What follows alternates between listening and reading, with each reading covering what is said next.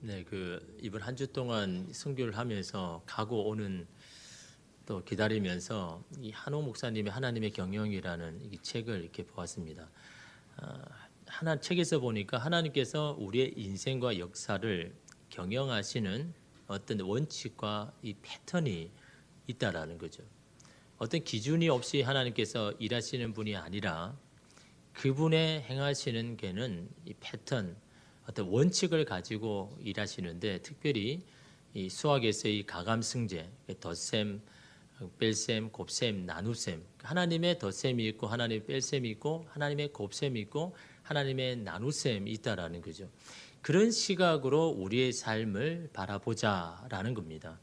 특별히 하나님의 덧셈은요, 이 마태복음 6장 33절에 이러면 잘 나와 있는데, 먼저 그의 나라와 그의 의를 구하라. 그리하면 이 모든 것을 너희에게 더하시리라. 이 먼저라는 것은 우선순위를 말하잖아요. 삶의 우선순위를 먼저 하나님의 나라와 의를 두고 살아간다면 하나님의 덧셈, 하나님의 더하시는 역사가 있을 것이다 라는 말씀이죠. 근데 사실은 여러분, 먹고 사는 문제가 우리에게 중요하지 않습니까? 하나님의 나라와 뜻도 중요한데 먼저 우리가 살아가는 이 먹고 사는 문제가 너무나 중요한데 그것을 차지하고 하나님의 나라와 뜻을 먼저 구해라라는 것이 이게 쉽지 않지 않습니까? 근데 왜 하나님께서 그 하나님의 나라와 의를 구해야 되는가? 그것은 바로 우리가 하나님의 자녀이기 때문에, 아들이기 때문에. 여러분, 세상에 예수님을 믿지 않는 자들은 어떻게 합니까? 자신이 고아로 여깁니다. 자신이 홀로 버려둔 자로 여기는 거죠. 그래서 나를 도와주고 나에게 줄 사람은 아무도 없다라고 생각하기 때문에 염려, 근심, 먹고 마시는 문제에 더 염려, 근심할 수밖에 없는 겁니다. 그래서 마태복음 6장 31절에 보면요. 그러므로 염려하여 이르기를 무엇을 먹을까, 무엇을 마실까, 무엇을 입을까 하지 말라. 왜요? 하나님 우리 아버지 되시니까. 우리가 하나님의 자녀가 되니까. 그 아버지께서는 자녀를 먹이시기 때문에 그 먹고 사는 거에 대해서 염려하지 말고 너희는 먼저 삶의 우선순위를 하나님의 나라와 그 뜻을 이루는데 순위를 두며 살아가면 하나님의 더하시는 역사가 있다. 하나님의 덧셈의 역사가 하나님이 임할 것이다 라고 이렇게 말하죠. 여러분, 또한 이번에 두 번째가 뭡니까? 하나님의 뺄셈입니다.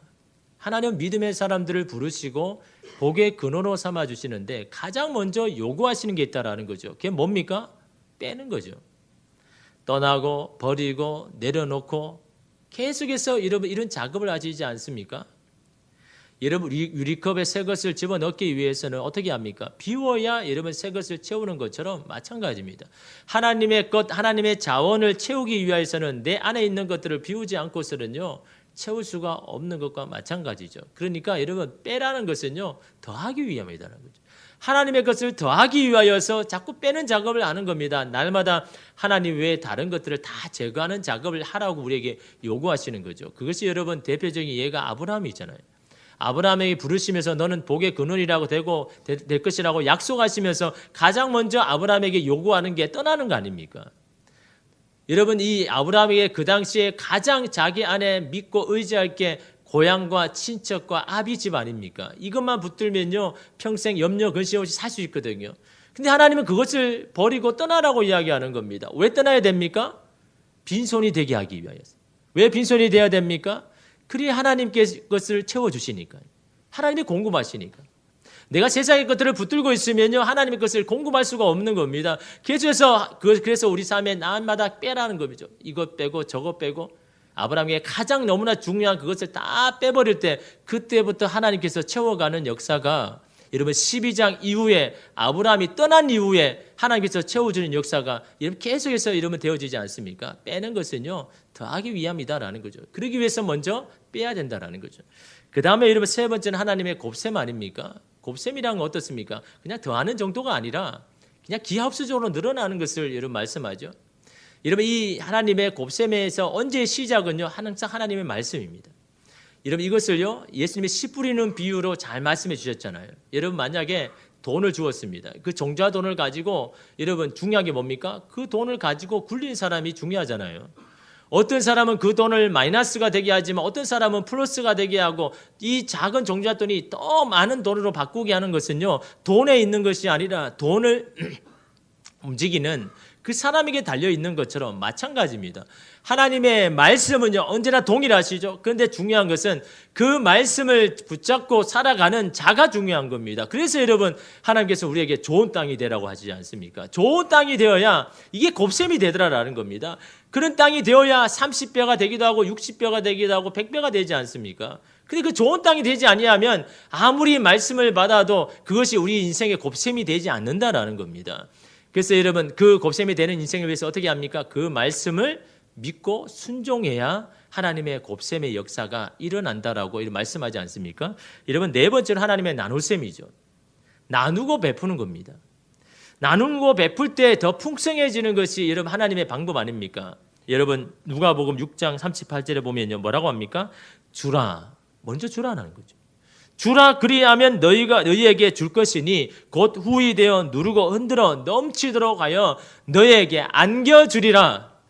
하나님이 주시기를 원한 것은 안겨주기를 원하시는데 후히 흔들어서 넘치도록 부어주시기 원하는데 가장 먼저 주라라는 겁니다. 나누어 주라라는 겁니다. 나눌 때 더 풍성해진다라는 겁니다. 잠언 11장 24절 25절에 보면 흩어 구제하여도 더욱 부하게 되는 일이 있다라는 거죠.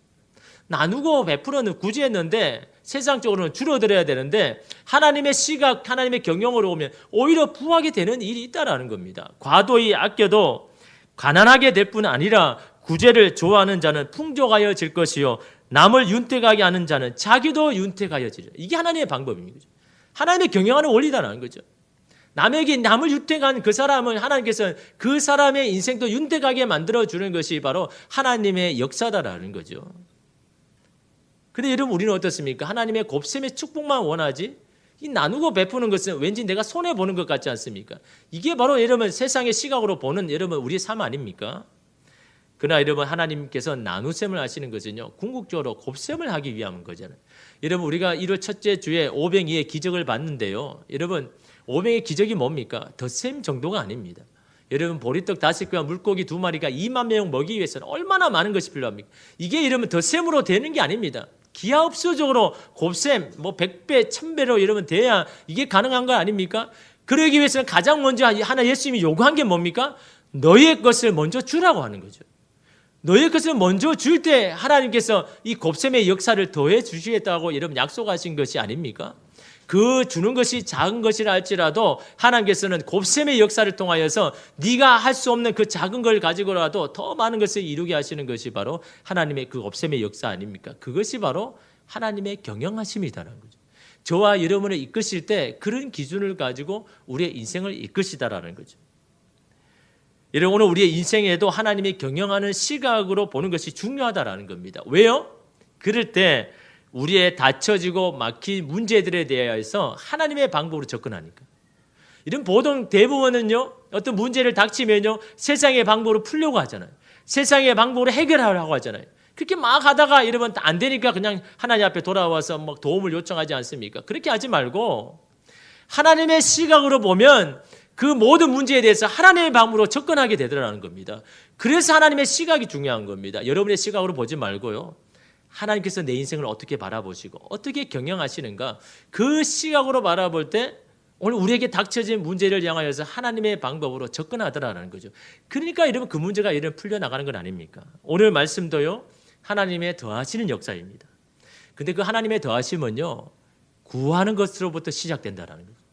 하나님 앞에 기도하는 것으로 구하는 역사가 여러분 더하신 역사가 여러분 일어난다라는 겁니다. 여러분 구할 수 있는 거요. 얼마나 큰 축복입니까? 우리가 기도할 수 있는 거 이걸요. 하나님이 우리에게 받은 얼마나 큰 권리고 축복인지 모릅니다. 여러분 이 기도 구하는 거요. 아무나 합니까? 여러분 기도라는 것은요. 믿음입니다. 하나님이 나의 왕이고 구세주고 나의 모든 것 되십니다라고 그걸 인정하지 못한 사람은요. 구하지 못합니다. 기도하지 않습니다. 자기 힘으로 그냥 살아가는 거죠. 기도한다라는 것은요. 모든 세상 만사가 주님의 손에 있습니다. 나의 가정도 나의 자녀도 내 인생의 주인도 하나님이십니다. 하나님이 경영하십니다. 하나님이 이루십니다라는 그 믿음의 고백이 바로 기도인 겁니다. 그 기도 안 하는 자는요. 하나님이 인정하지 않는 겁니다. 그냥 내 자신을 인정하는 거죠. 그 하나님의 여러분 이 기도가 바로 여러분 하나님의 더하시는 역사를 오게 하더라라는 거죠. 여러분 오늘 본문은요. 하나님의 경영과 세상의 경영이 부딪히는 장면을 보여줍니다. 특별히 하나님께서는 다윗과 언약을 맺으셨죠. 너와 너의 자손들을 내가 책임져 줄 것이다. 어떻게 책임준다고 이야기하셨습니까? 역대상 17장 13절에 14절에 보면요, 이렇게 말씀하셨습니다. 나는 그의 아버지가 되고, 다윗의 영적인 아버지가 될 거라고 말합니다. 그는 나의 아들이 되리니, 다윗이 나의 아들이 될 것이란 말하죠. 나의 인자를 그에게서 빼앗지 아니하기를, 내가 내 전에 있던 자에게서 빼앗음 같이, 내 전에 있던 자가 누굽니까? 사울이잖아요. 그 사울에게 빼앗음과 같이 하지 아니할 것이고, 내가 영원히 그를 내 집과 내 나라에 세우리니, 하나님의 집과 하나님의 나라를 그 이스라엘 땅에 세우겠다고 말씀합니다. 그의 왕위가 영원히 경고하리라 하셨다 하라. 이것이 여러분 다윗에게 말씀하시는 하나님의 경영, 내가 너희의 삶을 이렇게 이끌 거다, 다윗 너의 인생을 이렇게 이끌 것이다 라고 그렇게 약속하셨습니다. 어떻게 이끄십니까? 아버지와 아들의 관계로. 여러분, 이게 얼마나 귀한 겁니다. 왕과 신하의 관계가 아닙니다. 주인과 종의 관계로 이끄신다고 하지 않으셨습니다. 아버지와 아들로 너의 인생을 경영할 것이다. 이게 얼마나 큰 축복입니까? 여러분, 아버지와 아들의 관계는요, 이거는 끊을 수가 없는 거잖아요. 아들이 아무리 잘못해도 다 용서하고 다 여러분 아들을 위해서 헌신하는 게 아버지 아닙니까? 그 아버지가 하나님이 되신다라는 겁니다. 그런 아버지를 모신 아들이 우리가 되게 하신다라는 겁니다. 그 아버지와 아들로 우리의 인생을 경영하시겠다라고 이러면 약속하신 겁니다. 그런데 이런 하나님의 경영에 반기를 드는 사람이 있더라라는 겁니다. 오늘 말씀해 보니까요, 그들이 서로 모의하면서 하나님의 나라를 어떻게 하든 흔들려고 하고 있더라라는 거죠. 근데 여러분 중요한 것은 그들의 움직임과 대화를요, 저 하늘에서 하나님이 다 지켜보고 계신다는 거예요. 여러분 1절 말씀해 보면요, 어찌하여 이방 나라들이 분노하며 민족들이 헛된 일을 꾸미는가. 예전 성경에는 민족들이 허사를 경영하는 거, 너의 인생을 이렇게 헛된 일들을 도모하고 그것을 경영하며 계획하며 나아가는가 라고 이렇게 말씀하고 있는 겁니다. 그것은 무엇을 말합니까? 너희가 어찌하여 내가 세운 왕인 이 다윗의 나라를 흔들려고 하느냐. 그 당시 여러분 다윗이 통치하는 이스라엘은요, 막강한 힘으로 그 지역 나라를 다 평정했습니다. 그 지역의 주민 나라들이요, 이 다윗에게 항복하고 조공을 베푸면서 그런 여러분 시대를 여러분 이 다윗이 살아가는데, 이젠 더 이상 그렇게 살지 않겠다라는 겁니다. 주변의 나라들이 이제는 이스라엘이 경영하는 그런 국제적인 경세를 내가 우리들이 이제 바꾸자. 이젠 더 이상 그 이스라엘에 항복하고 살지 말고 이제 거기에서 벗어나자. 그들이 막 모의를 하더라라는 겁니다. 그런데 그거를요, 하나님이 지켜보고 계신다는 거예요. 그것을 바라보는 하나님 뭐라고 이야기하십니까? 4절에 보면요, 하늘에 계시니가 웃음이여 주께서 그들을 비웃으시리로다. 그들이 하는 여러분 계획, 뭐 대단한 계획을 세우고 있는 것 같은데 하나님 보시기엔 너무 가짜는 겁니다. 너무 비웃으는 겁니다. 야, 너희들이 뭘 한다고? 너희가 내가 세운 이 나라를 흔들겠다라고? 어림도 없는 이야기다. 그렇게 말씀하고 있는 겁니다. 여러분, 우리의 삶에도 믿음으로 살 때 우리를 방해하는 사람들이 많지 않습니까? 시기하고 질투하여서 음해하고 이런 우리를 여러분 어렵게 하는 사람들이 있지 않습니까? 여러분, 그럴 때마다 오늘 이 말씀을 여러분 기억하십시오. 그들의 모든 계획과 모의를 하나님께서 다 지켜보시고, 야, 너희들 어찌하여 그런 거짓된 헛된 것들을 꾸미려고 하느냐, 경영하려고 하느냐. 내가 세운 왕이 바로 여기에 있는데, 내가 이들을 세웠는데 이들이 어떻게 하겠느냐. 하나님께서 여러분 저와 여러분에게 하시는 말씀입니다. 여러분, 우리를 하나님의 아들로 삼으셨지 않습니까? 여러분 인생의 주인은 하나님이시지 않습니까? 하나님이 여러분 경영하기 때문에 그들이 아무리 여러분 모의를 하고 방해를 하고 여러분 그렇게 여러분 해도 여러분 두려워할 필요가 없는 겁니다. 하나님 우리를 경영하시는 건 아닙니까? 유진 피터슨의 메시지 성경에 이어서 이 4절 6절을 이렇게 말했습니다. 주제 넘게 구는 그들을 가스러워하시다가 마침내 대노하신다. 불같이 노를 터뜨리시며 그들을 얼어붙게 만드신다. 내 이놈들, 시온에 엄연한 왕이 있거늘 거룩한 산 정상에서 그의 대응하식 자치가 열리고 있거늘. 이것이 여러분 세상을 향한, 세상이 자신의 손에 있는 줄 믿고 살아가는 자들을 향하여서 하나님께서 말씀하시는 말씀 아닙니까? 내가 엄연히 이 땅을 다스릴 사람들을 시온에 세웠는데 누가 이 땅을 다스린단 말이냐? 우리들을 하나님의 백성으로 이 땅을 다스리려고 세우셨는데 누가 나의 아들이냐라고 이런 하나님께서 이런 말씀하고 있지 않습니까? 이런 무엇으로 힘들어하십니까? 누구로 인하여 괴롭고 힘겨워하십니까? 어떤 상황과 처지로 힘이 빠지고 주눅이 들었습니까? 하나님이 우리를 세우셨습니다. 하나님께서 우리를 인정하십니다. 하나님은 우리를 영원한 후원자가 되시고 하나님께서 우리의 삶을 경영하시는 줄 믿습니다. 여러분, 이런 믿음을 우리 가운데 이름 있어야죠. 우리는 하나님의 백성이고 하나님 우리를 다스리신다. 여러분, 이 믿음을 우리가 날마다 이름을 선포해야 되는 건 아닙니까? 이번 한 주 동안 라오스 선교를 이렇게 갔는데요. 이게 저녁에 비행기를 타고 한 5시간 반 정도 걸리는데 난기를 좀 이렇게 만나서 이렇게 좀 우회를 했습니다. 그러다 보니까 한 7시간 만에 이렇게 도착을 했습니다. 도착을 하니까 우리 한국 시간은 새벽 2시고 그 나라 시간은 이렇게 저녁 12시였습니다. 그 12시에 내리자마자 이 버스를 타고 1시간을 이렇게 시골로 이렇게 갔습니다. 시골에 가니까 이 작은 이렇게 유치원, 이렇게 땅에 유치원이 이렇게 세워졌습니다. 아직까지 뭐 운동장에는 이렇게 그냥 홀벌판이지만 한쪽에 유치원 교실들을 한 3개 정도 이렇게 세워서 그 지역에 있는 아이들에게 유치원 이렇게 교육 사업을 하는 곳에 우리가 가서 이렇게 했습니다. 거기에 이 공립 유치원이 있습니다. 그런데 여러분, 거기가 공산 국가고 나라가 너무 가난하니까 GNP가 $3,000입니다. 그 저희하고는 10배나 이렇게 차이 나죠. 그러니까 나라에서 교육을 책임지지 못하는 겁니다. 그래서 공립학교라는 게 있는데 한 달에 한 8,000원 정도 이렇게 내고 다니는 유치원이 있는데요. 식당이 없습니다. 그래서 12시가 딱 되면 집을 다 보냅니다. 그리고 다시 밥을 먹고 다시 학교로 오라고 합니다. 뭐 창문도 없고요.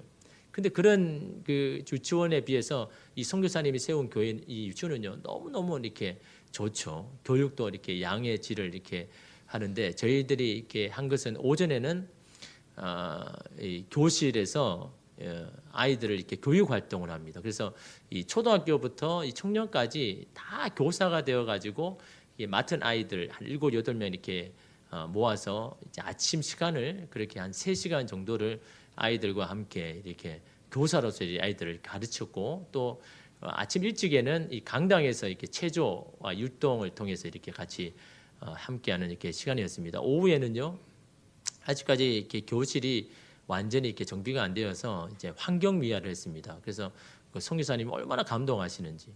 그 전에 온 선교팀을 보니까요, 종이를 그냥 잘라가지고 그냥 나무 하나를 해서 이름표 하는데, 저희들은 이제 아크릴 스티커를 사와가지고 이렇게 교실 한쪽 편을 이렇게 했는데, 이런 것도 있냐라고 하면서 너무 감동을 이렇게 해줘서. 근데 저 작업이요, 이게 쉬운 게 아닙니다, 여러분. 이게 이 밑작업을 해가지고 다 하나씩 뜯고 붙이는데 한 첫날에는 한 4-5시간 그린 것 같아요. 밤늦게까지 이렇게 한쪽 면을 이렇게 하고, 다른 남자들 다른 팀은요, 운동장에서 이렇게 삽질을 이렇게 했습니다.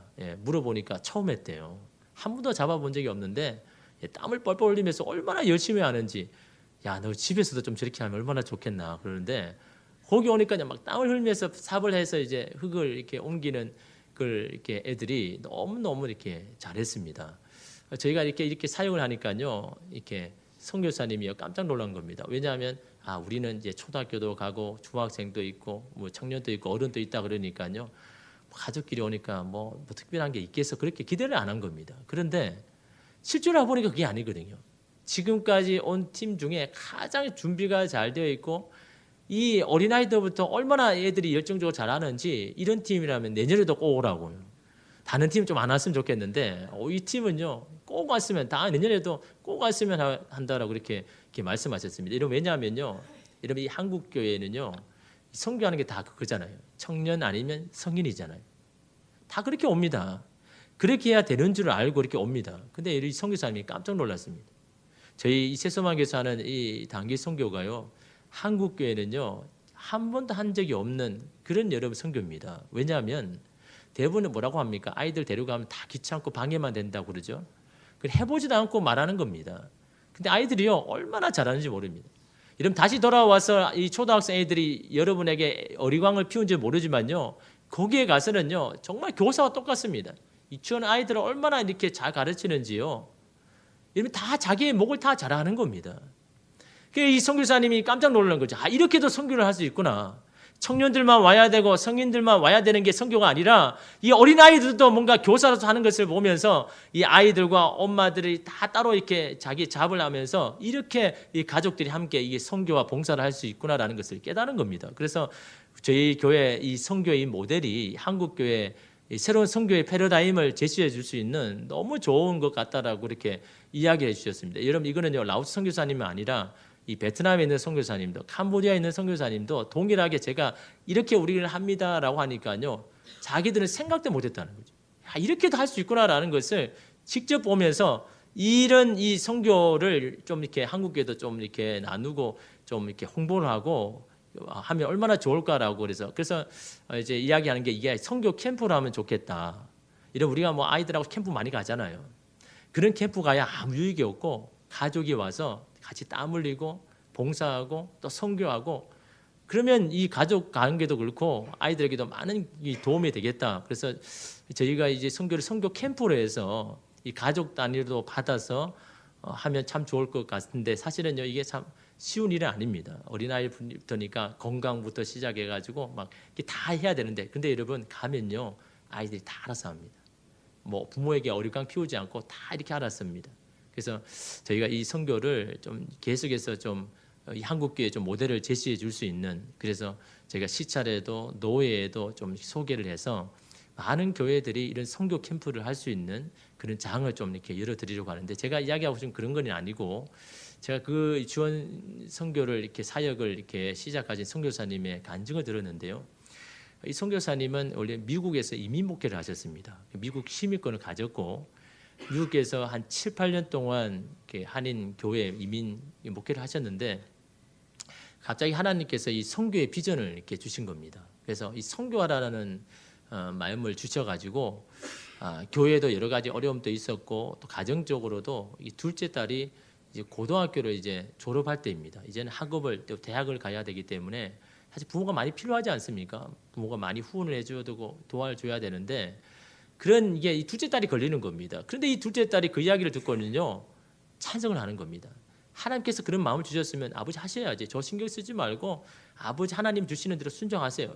얼마나 여러분 귀한 딸입니까? 그 딸이 그렇게 이야기를 해주니까요 너무너무 여러분이 힘이 되는 겁니다. 그래서 이 자녀들을 미국에 남겨두고 이 두 분만 이게 라오스 땅 온 거죠. 들어올 때 여러분 돈이요 50만 원 들고 왔습니다. 무모하잖아요, 그죠?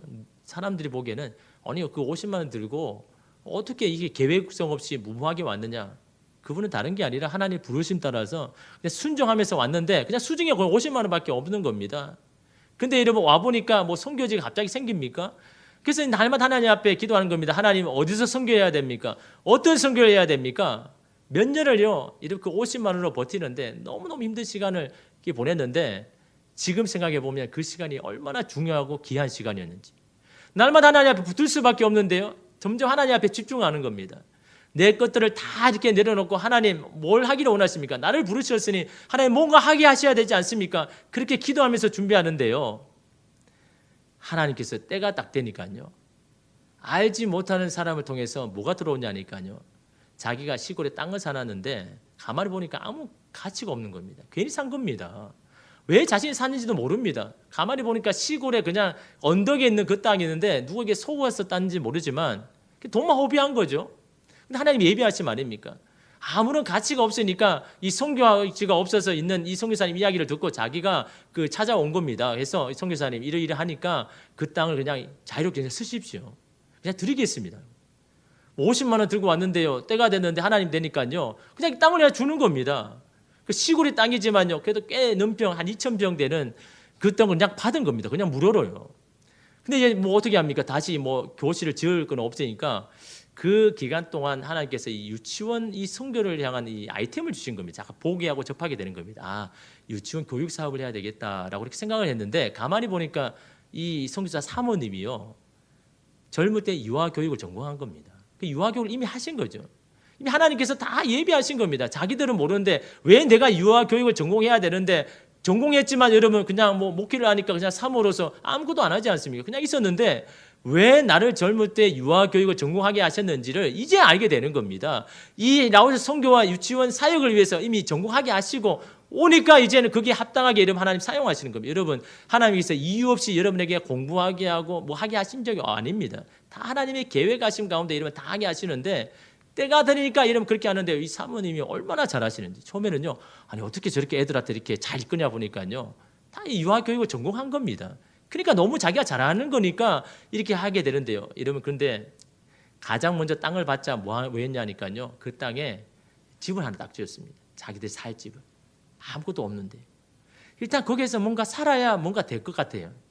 그래서 여러분 뭐 주변에 그게 뭐 라오스 사람 뭐 아는 사람 있겠습니까? 그냥 들어와 가지고 집을 짓는데 아무것도 뭐 할 일은 없지만요. 거기서 또 기도하는 겁니다. 하나님, 이 집을 주셨으니 이제는 하나님 또 다른 교육 사업을 할 수 있도록 해 주십시오 하는데요. 하나님이요, 한 번에 지어준 게 한 번도 없다는 거예요. 처음에는 교실 하나를 짓게 하고 누구 이름으로, 또 그 옆에 또한 교실 하나를 또 짓게 하고, 또 교실 짓고, 그 다음에 또 식당 하나를 짓게 하고, 또 나중에는 이 강당을 짓게 해서, 그래서 이러면 지금요 그렇게 된 겁니다. 처음에는요 집 하나 달랑 있었는데, 여러분 누가 하셨습니까? 하나님이 경영하신 거잖아요. 하나님이 이루신 거잖아요. 50만 원 들고 왔지만 그 50만이 할 수 없는 그 많은 일들을 여러분 누가 하십니까? 하나님이 하시게 하는 건 아닙니까? 그 50만이라도 주님 앞에 순종함으로 나오니까요, 하나님의 더하시는 역사가 이런 한 거 아닙니까? 나의 안정과 나의 것들을 내려놓고 하나님의 나라와 그 뜻을 구하는 인생을 향하여서 나아갈 때 하나님께서 이러면 그 인생을 맡아서 이러면 경영하는 건 아닙니까? 여러분, 오늘 우리도 마찬가지입니다. 여러분의 손에 있는 것으로 낙심할 필요도 없습니다. 여러분이 힘들게 하는 사람 때문에 괴로워할 필요가 없습니다. 우리에게는 하늘 아버지가 있지 않습니까? 그 아버지께서 우리의 인생을 여러분 경영하시는데 무엇이 두렵습니까? 무엇이 염려합니까? 여러분이 가지고 있는 것으로요, 여러분 그것을 뭐 하겠습니까? 그것으로 할 수 없는 많은 일들을 하나님이 경영하시는 겁니다. 그것을 여러분 우리가 인정하고 그 하나님을 우리가 믿음으로 선포할 때요, 여러분의 인생 가운데 더하시는 역사가 있는 겁니다. 그래서 여러분, 하나님께서 우리에게 뭐라고 이야기하십니까? 7절 말씀을 읽겠습니다. 내가 여호와의 명령을 전하노라. 여호와께서 내게 이르시. 하나님께서 저와 여러분에게 말씀합니다. 너는 내 아들이라. 내가 너의 아버지가 될 것이다. 근데 여러분, 아들을 버리는 아버지가 있습니까? 아들을 외면하고 못 본 채 하는 아버지가 있습니까? 그런 아버지는 없습니다. 어떤 순간에도 보호해주고 지켜주는 것이 아버지 아닙니까? 근데 그 아버지가 하나님 하늘에 계신 아버지가 우리의 아버지가 되고 우리가 아들이 된다라고 이야기합니다. 그런데 여러분, 그 아버지가 뭐라고 이야기합니까? 오늘 내가 너를 낳았도다. 얼마나 여러분 이 힘이 있고 위로가 되는 말씀이에요. 오늘 내가 너를 따는 거예요. 과거도 아니고 미래도 아니고 오늘 지금 내가 너를 낳았다. 너는 지금 나의 아들이다. 지금 내가 너를 보살펴주고 너는 나의 아들이 될 것이다. 그 아들됨이요, 과거의 사건이 아닙니다. 미래의 사건도 아닙니다. 바로 지금입니다. 바로 지금 여러분 사건이라는 거죠. 아들됨이. 내가 너를 지금 낳았다. 여러분, 아들을 금방 낳은 그 아버지의 마음이 어떻겠습니까? 모든 것을 무엇을 구하든지 다 안 들어주겠습니까? 어떤 것이든 여러분 다 해주는 것이 아버지의 마음 아닙니까? 오늘 내가 너를 낳은 것처럼 너는 그런 나의 아들이다라는 겁니다. 그 아들에게 뭐라고 이야기하십니까? 여러분 8절 말씀 우리 함께 읽겠습니다. 내게 구하라. 내가 이방 나라를 내 업으로 주리니 내 소유가 땅끝까지 이르리로다. 어떤 하나님께 구해라고 합니까? 우리 아버지 되신 하나님. 오늘 나를 낳으신 아버지. 그 아버지에게 구해라. 그러면 네가 어떤 것을 구하든지, 다른 성경에 보니까요, 네가 땅을 구하느냐 대륙을 구하든지 어떤 것이든 내가 다 줄 것이다. 특정하여서 주는 것이 아니라 아들이 무엇을 구하든지 내가 어떤 것이든 다 줄 수 있는 나는 너의 아버지다라고 이런 말씀하고 이런 있는 겁니다. 현대의 성경에 보면요, 나에게 구하라. 내가 모든 나라를 너에게 줄 것이니 온 세상이 내 소유가 되리라. 근데 구하지 않더라는 거죠. 구하면 어떤 것이든 내가 너에게 줄 것인데 내게 구하는 자가 없다라는 겁니다. 염려 근심만 하지 말고 우리의 아버지 되신 주님 앞에 좀 구해라라는 겁니다. 내게 구하라. 그리하면 모든 것을 너에게 더하여 줄 것이라고 이런 약속하셨지 않습니까? 여러분, 기도가 얼마나 여러분 귀한 겁니까? 우리에게 주시는 이 권리가 축복 아닙니까? 근데 여러분 그 권리를 잘 사용하고 있습니까? 그래서 잘 누리고 있습니까? 내게 구하라. 한 주 동안 하나님께서 저에게 주시는 말씀입니다. 하나님, 왜 내게 구하라고 말씀하셨습니까? 뭘 구해야 되는 겁니까? 우리가 어떻게 구해야 되는 겁니까? 그러면서 말씀을 묵상하면서 이 말씀을 주시는 겁니다. 너는 내 아들이라. 오늘 내가 너를 낳았으니 너는 내게 구하라. 그 아버지 되신 하나님 앞에 구해라라는 겁니다. 그럼 어떤 것이든 내가 너에게 다 더하여 주시겠다라고 이런 약속하지 않습니까? 여러분, 기도하는 시간을 많이 확보할수록요, 하나님의 더하신 역사가 더 풍성해집니다. 여러분, 그 하나님의 이 경영, 하나님의 방법을 여러분 잊지 마십시오. 주님 앞에 하는 기도가요, 그냥 기도가 아닙니다. 우리의 아버지 되신 하나님 앞에 바로 올라가는 가장 여러분 인생의 귀한 시간, 가치 있는 시간 아닙니까? 여러분 그 시간을 많이 확보하십시오. 그 시간이 여러분 나에게 귀하고 기도하는 겁니다. 기도하는 그 시간 내게 귀하고 귀하도다. 여러분 찬송가에도 나와 있지 않습니까? 여러분 올 한 해 여러분 아버지 되신 주님 앞에 어떤 것이든 여러분 구하십시오. 그래서 구하여 받는 역사가 올 한 해 가운데 있기를 간절히 소망합니다. 기도하겠습니다. 주님,